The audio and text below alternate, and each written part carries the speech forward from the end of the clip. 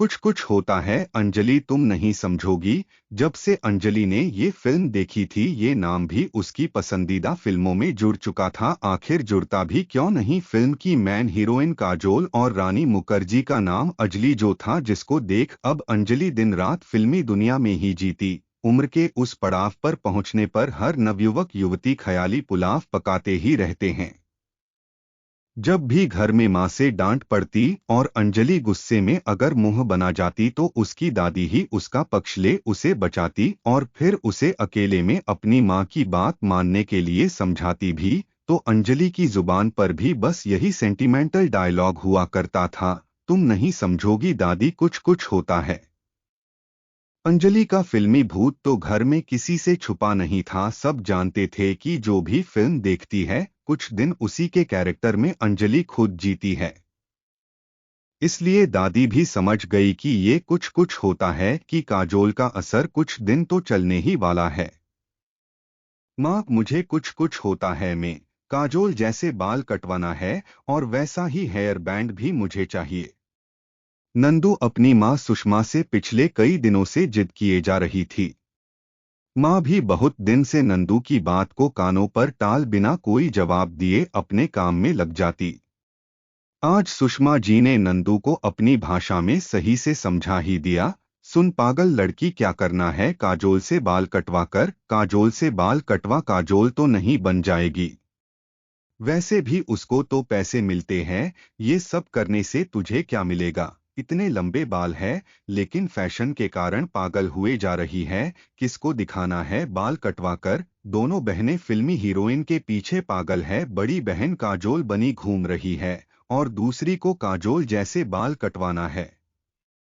पता नहीं कब मेरी दोनों लड़कियों के सर से ये फिल्मी भूत उतरेगा। बाप पूरा दिन मेहनत करता है कि बच्चे कामयाब बने, लेकिन यहाँ तो मेरी लड़कियां काजोल बनी घूम रही है। नंदू का मुंह खुलने से पहले ही बंद हो गया। माँ से डरती जो थी सुषमा जी भी जब तक चुप रहती तो ठीक, और जब गुस्सा आता तो तीनों बच्चे माँ के डर से एक कोने में चुप ही बैठे मिलते। तीनों बच्चे अपना अपना मुंह लटकाए एक कोने में बैठे थे। नंदू के चक्कर में बेचारे अंजलि और डुग्गू भी मां की डांट का शिकार हो चुके थे।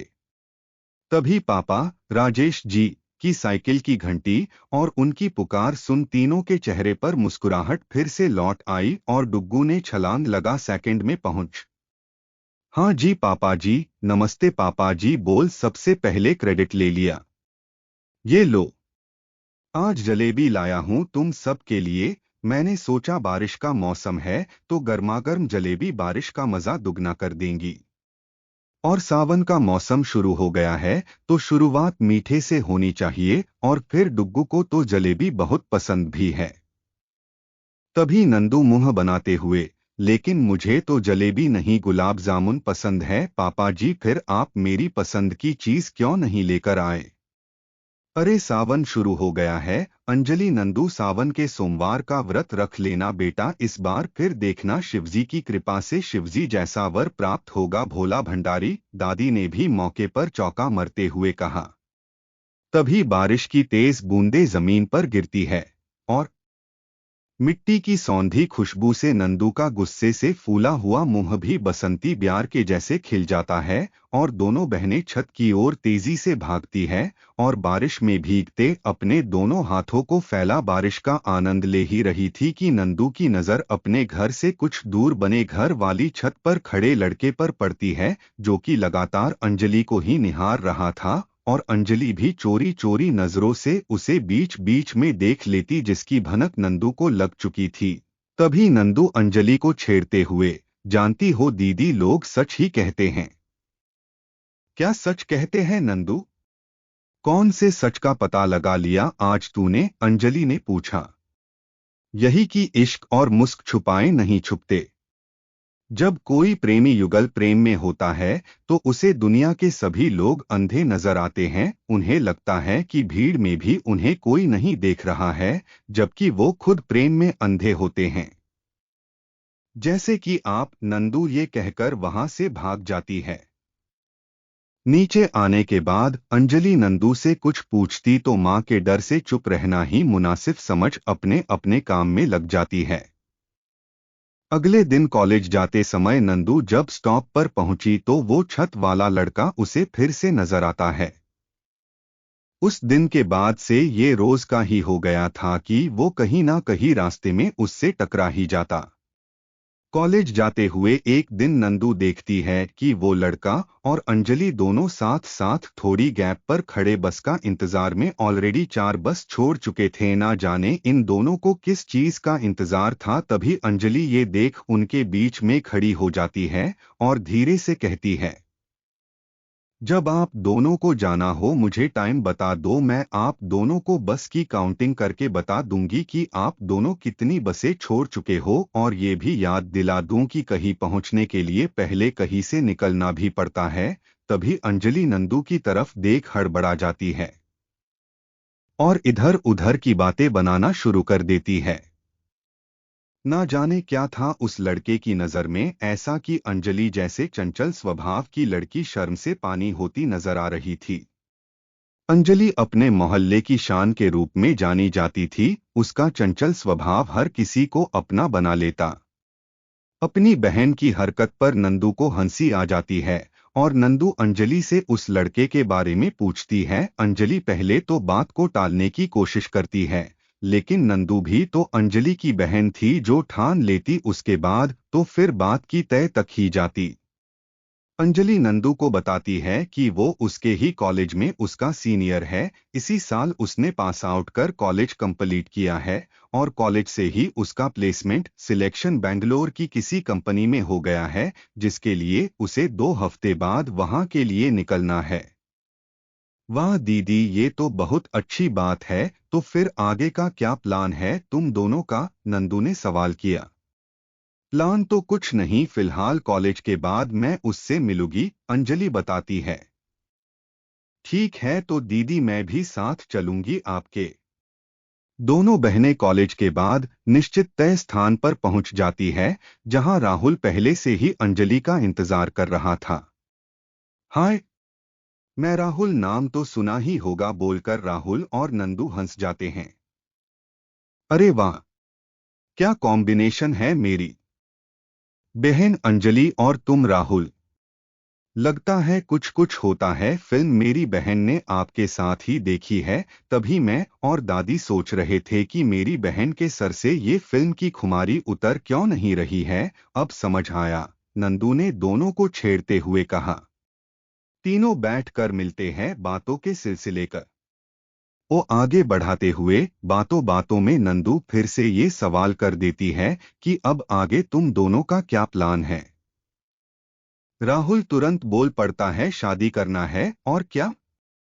ये बोल राहुल चुप हो नंदू और अंजलि की तरफ देखता है, जो पहले से ही उसके जवाब को सुन उसे देख रही थी। राहुल, अरे वो एक अली, मेरा मतलब था कि अच्छी जॉब तो हो ही गई है। अंजलि जैसी लड़की जो मुझे बेहद पसंद है वो भी मुझे मिल गई है। तो अगर अंजलि तैयार हो तो क्यों ना इस रिश्ते को शादी के अंजाम तक पहुंचाया जाए। अगर अंजलि की हाँ हो तो मैं अपने मम्मी पापा को रिश्ते की बात करने के लिए आपके घर भेजता हूँ। अंजलि तो राहुल के सामने कुछ बोल ही नहीं पा रही थी, लेकिन बातें सब उसके मन मुताबिक ही हो रही थी और नंदू भी अपनी बहन का मन पहले ही दिन पढ़ चुकी थी। इसलिए नंदू ने राहुल की बात का जवाब देते हुए कहा, क्या बात कर रहे हो राहुल, लड़की यहाँ तुम्हारे सामने बैठे हुए लगातार शर्माए जा रही है, तुम फिर भी संकोच कर रहे हो। हम दोनों बहनों की तरफ से तो हाँ है, बाकी रिश्ते के लिए तो हमारे घर में हमें सिर्फ एक इंसान को कॉन्विंस करना पड़ेगा, बाकी सदस्यों को तो वो खुद पर खुद मना लेगा। वो है हमारी दादी। दादी ने सही कहा था, जो लड़की सावन का व्रत रखती है उसे उसका मनपसंद वर मिलता है। और मुझे तो लगता है दीदी, तेरे सावन के सोमवार के व्रत में बड़ी शक्ति है। तूने व्रत रखा और तेरा सोमनाथ तुझे मिलने की राह में लाइन लगाए खड़ा है, नंदू अंजलि को छेड़ते हुए कहती है। राहुल से दोनों बहनें अलविदा कहती है और घर के लिए निकलती है।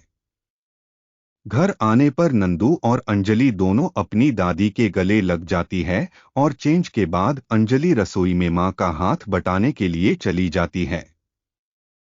शाम को पापा के आने पर दादी पापा को अपने पास बुलाती है और खाना खाते समय पापा माँ से कहते हैं कि कल वो छुट्टी पर है, उन्हें और दादी को कहीं जाना है। अगले दिन दादी और पापा कहीं जाते हैं और वापस आने पर सुषमा कल कुछ मेहमान घर पर आने वाले हैं, तो जो भी सामान मंगवाना हो तो उसकी लिस्ट तैयार कर दे। नंदू और अंजलि तुम भी कॉलेज नहीं जाना, कल अंजलि को देखने के लिए वो लोग आ रहे हैं। ये सुन अंजलि के चेहरे का रंग और भूख दोनों ही उड़ चुके थे। हाथ से निवाला तक नहीं तोड़ पा रही थी, हाथ कांप रहे थे, आंखों के आंसू बाहर निकलने को ही थे कि जैसे तैसे उन्हें रोका और उठकर अपने कमरे में चली गई। अंजलि नंदू से रोते रोते अपने दिल का दुखड़ा रोती है कि इतनी जल्दी ये सब होना था, ये मेरी ही गलती है। राहुल ने मुझे कब से कहा था घर पर बात करने के लिए, लेकिन मैं डरती रही और टालती रही। लेकिन देखना नंदू, ये क्या हो गया है।